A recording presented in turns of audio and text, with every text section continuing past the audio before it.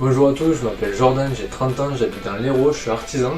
Et aujourd'hui, je vais vous présenter la sertisseuse sur batterie de chez Cellite. Il s'agit de la E008. Le produit est livré dans cette mallette noire. Elle est légère, elle est compacte, et elle s'ouvre et elle se ferme grâce aux deux petits ergots bleus.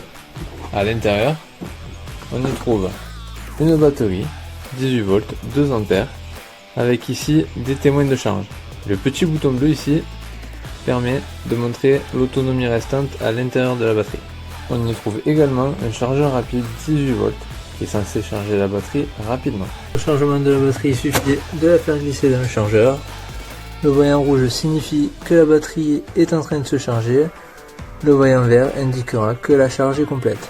Normalement, la charge se fait en 30 minutes. On trouve aussi un pot de graisse lubrifiante pour préserver les tirants pendant leur utilisation. À l'intérieur de la mallette, il y a ici un moulage prévu pour stocker les boîtes d'écrou à sertir. Ici, il y a la notice d'utilisation.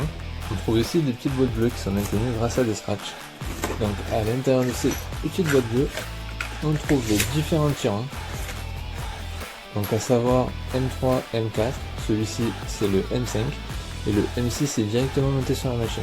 Concernant la sertisseuse, c'est une machine brushless sans charbon, donc elle est légère, compacte et très ergonomique.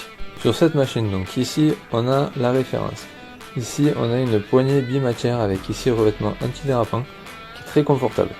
Ici ce petit bouton c'est pour régler le sens de rotation.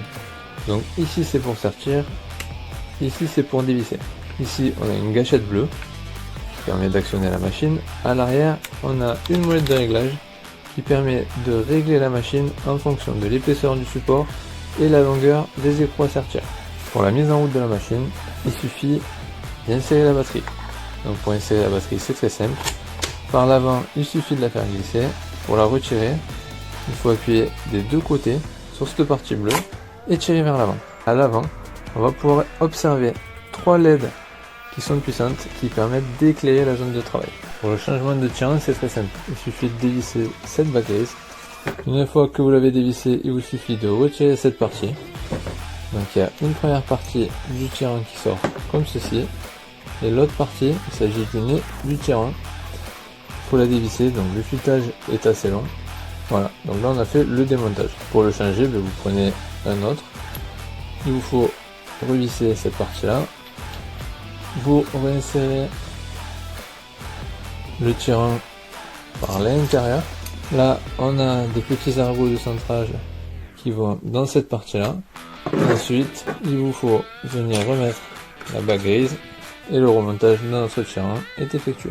Pour l'utilisation, il est conseillé tous les 4 à 5 sertissages de tremper le tirant dans la graisse et d'essuyer l'excédent à l'aide d'un chiffon.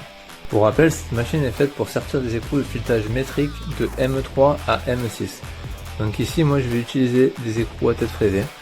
Donc j'ai préparé ma pièce, j'ai percé à 9, j'ai fraisé mon trou.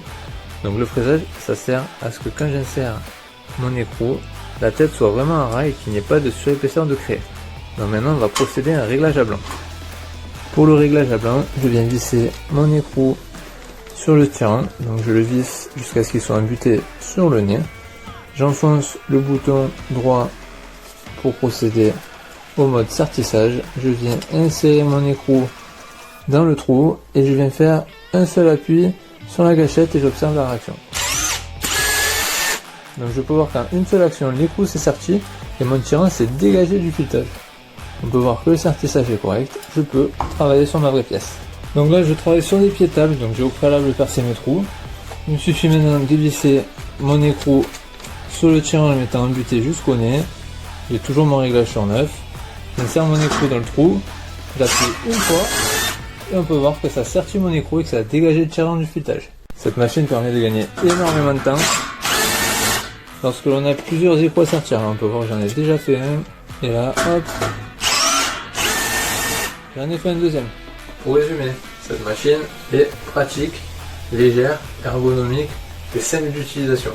Elle te fera gagner du temps pour ta pose d'écrou à sertir, mais surtout, on sait que quand on utilise des pinces manuelles, on a souvent mal à la main, au poignet, à l'avant-bras, et on développe à force des tendinites. Donc cette machine, en plus de te faire gagner du temps, préservera ta santé.